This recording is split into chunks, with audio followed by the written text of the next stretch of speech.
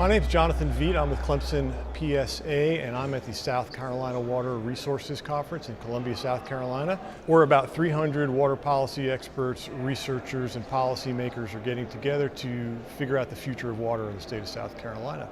I have with me now Dr. Marzi Motallebi. Yes. She is with Clemson University. She's an assistant professor in the Department of Forestry and Environmental Conservation.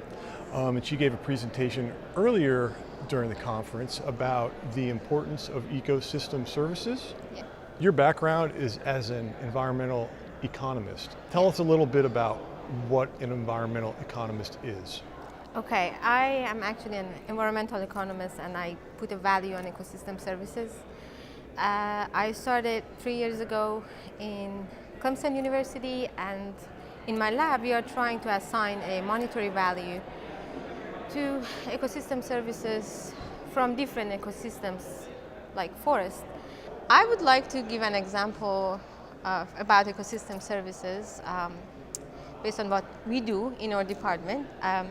Imagine forest is an ecosystem, and forest areas are providing many ecosystem services to us, including water quality, what we are actually talking about in this conference, carbon sequestration, wildlife habitat, recreational services, flood mitigation. There are services that forest areas are providing to human beings, and it's very important for people in the state of South Carolina to know and appreciate all these services that they are receiving from their ecosystem, from the forest land, ag lands, from our beautiful lakes and rivers and our ocean. Tell me a little bit about your research.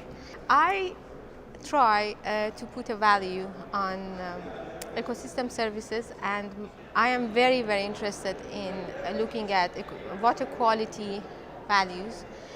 Specifically, we are working on a project to find the value, water quality value and quantity value in Santee Basin, South Carolina. And two of my PhD students are working in this topic. We got several awards from USDA, NIFA, to look at how people think about and perceive ecosystem services from water bodies, from rivers. I have many projects. One of my projects that actually I'm working on is on carbon market. And sequestering carbon is a benefit, it's a service that we gain from our forest lands, and they have a value. We try to connect the current market, carbon market, with forest landowners in the state of South Carolina. Explain, in your presentation you talked about credits, Yes. sort of trading credits, and that's kind of an abstract concept for people. Try to explain that to me. My presentation was about a project that I was involved 3 years ago for Jordan Lake, North Carolina, and we try to give credits, kind of monetary value, to conservation practices that are being implemented by forest landowners and farmers in a specific watershed in North Carolina. So basically, when you implement a conservation practice as a farmer, you are providing services to residents of a specific watershed.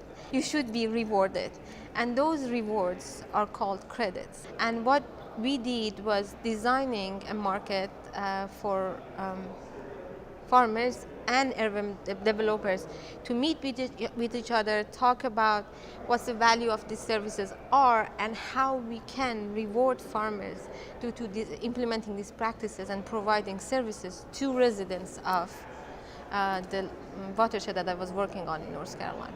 So the idea is, help me if I'm butchering this, but the idea is that farmers do certain conservation practices on their lands, Right. and then other maybe developers who don't do those practices can buy those credits from what are some of the conservation practices or behaviors that we're trying to encourage? So in the state of South Carolina, NRCS is trying to promote the idea of cover crops. And I'm trying to look at, okay, what's the benefits of planting cover crops? Is it going to be improving water quality? Is it going to be improving soil erosion, reducing soil erosion, carbon sequestration. We are looking at all those aspects, but it varies from one watershed to another one. It can be implementing buffer zone, cover crops, and reforestation. Those types of practices or conservation practices that can be rewarded through this credit system. When you come up with this kind of system, let's say the ecosystem services are all of the above, so carbon sequestration, water quality. Do you break down the credits according to the service, or are they wrapped into one whole and then given credit that way? Yeah, there are some systems are called bundling. In those systems, those mechanisms, we are trying to bundle value of water quality, value of carbon sequestration, value of soil erosion together and come up with the general total value of these ecosystem services. But my main focus in my lab at this time is just valuing water quality. That's why I love to be in this conference. And I'm working on a value of carbon sequestration. But bundling systems and stacking markets exist. Is this a common practice in other countries or in other parts of the United States? Yeah, it has been implemented in Australia, in Canada, and you heard about one of my students was talking about payment for ecosystem services that was implemented in the Philippines, and thankfully it's still working, and farmers in Philippines in a specific watershed have been rewarded by local agencies because they are implementing different types of conservation practices that kind of help and reduce soil erosion in the Philippines, and those mechanisms are called payment for ecosystem services. So we're talking a little bit also about a cultural mindset, right? Yeah. And certain, countries or states probably have a harder time overcoming that. Let's talk a little bit about that. Well, these environmental markets ideas are new, and that's why I love working with extension agents, because they are very well connected with farmers and local people, residents around the state. They can promote these ideas to farmers, to forest landowners. But I think whatever is new and you don't have enough knowledge can get some pushback. And it's our job to educate farmers, educate forest landowners, and say this is an opportunity that you can add additional revenue to what you're earning already. And yeah, there might be pushbacks, but it's our job to make our science and our knowledge a little bit simpler. We need to sometimes forget about our charts and figures and just talk with landowners and farmers. And extension agents play, I think, huge role in what we do as scientists in promoting our research.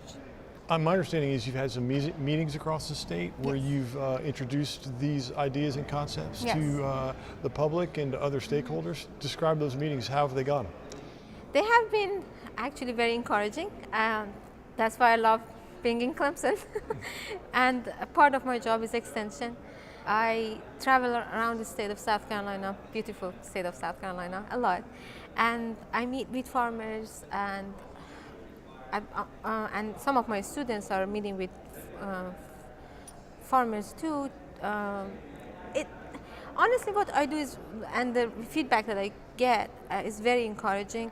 I got a lot of calls to my office, and forest landowners are genuinely interested in, okay, like, what is carbon market? I saw this flyer on Clemson Extension website, and their reference is always Clemson Extension website, which was interesting for me. And they said, okay, explain it to me in a simple way. Mm-hmm. And I try to explain it to them through phone, but I always refer them to, okay, we are going to have a workshop next year, next month, whenever, and then it's open to public, and you are more than welcome to join us. and it has been really, really encouraging. Do you have any workshops that are coming up that we should let people know about?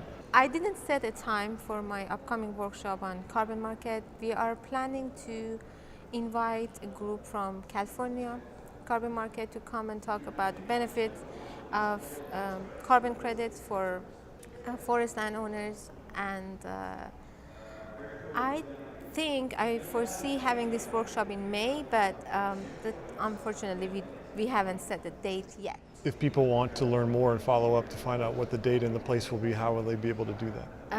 Through Clemson extension website, and normally I put it in my own website, update my website, just Google my name through Clemson, and they will see an update. But the best place to go would be Clemson extension website. Great. Yeah. It's been nice talking with you. Good Same luck with here. your research, Thank and you. I hope you appreciate it. enjoy the rest of the conference. Thank you. I appreciate Thank it, you. Jonathan. Great.